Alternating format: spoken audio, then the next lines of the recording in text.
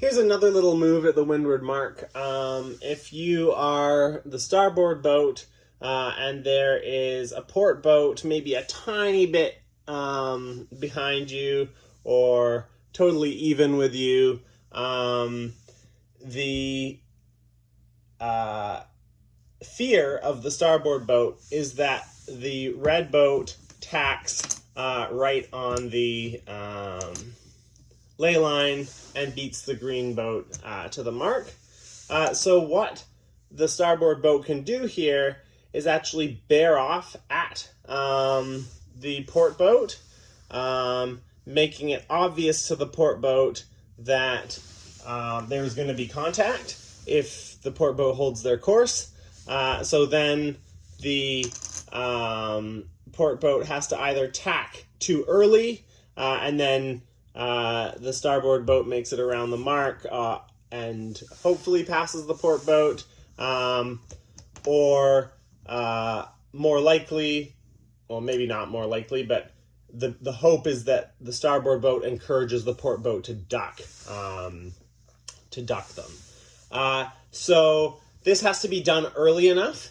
You can't be right here and then alter course towards the port boat. And then, because if you're the right-of-way boat changing course towards the give-way boat and then you hit, it's the right-of-way boat's fault. I think it's rule 15. When a right-of-way boat changes course, they have to give the give-way boat room to keep clear. So this has to be done early enough that the port boat knows that this is going to be a problem, and then I think it's 16.2. I should get out my rule book. I'm not entirely sure. It looks like what I'm telling you is illegal if you read it casually, but if you read it closely, it's saying that if a port boat is sailing to be clear of a starboard boat, so sailing to leeward of a starboard boat, then a starboard boat is not allowed to bear off at a port boat if it means the port boat would have to immediately alter course to avoid them. So this is called hunting. So this is the port boat minding their own business and then the starboard boat bearing off at them. That is prohibited. But if the port boat is being ambitious, the port boat is trying to pass the starboard boat. The starboard boat is allowed to bear off at the port boat to show the port boat that this is not a safe place for the port boat to sail. Port boat either has to tack early and hope about the ley line, or hopefully duck the starboard boat.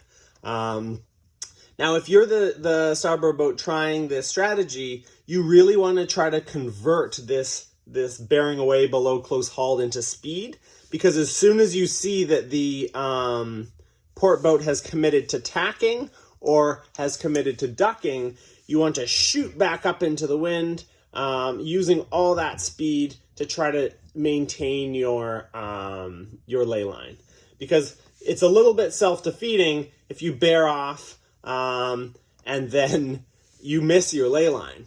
And then you're the one struggling to get around the mark. That's no good.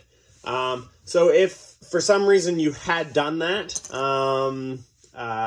you would want to tack. Don't tack so close that you foul the port boat as you cross the wind, but you would want to tack to pin the port boat out past the ley line and then come in over the ley line again.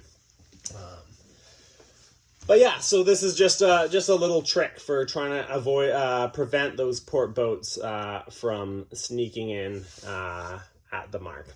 I guess one more thing I should mention is that if this port boat does manage to complete their tack, and let's say, as in this case, they are inside the 3 boat length zone, if the port boat finishes their tack, and then the starboard boat has to head up to close hauled to avoid the port boat, no rule is broken.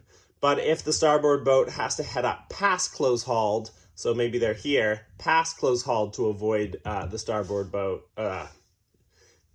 If the starboard boat has to head up past close hauled to avoid the port boat, then Rule 18.3 is broken, and red will get kicked out. And of course, if red has not finished their tack, then if green has to avoid red at all, red has fouled green. So those are some ways that it can play out.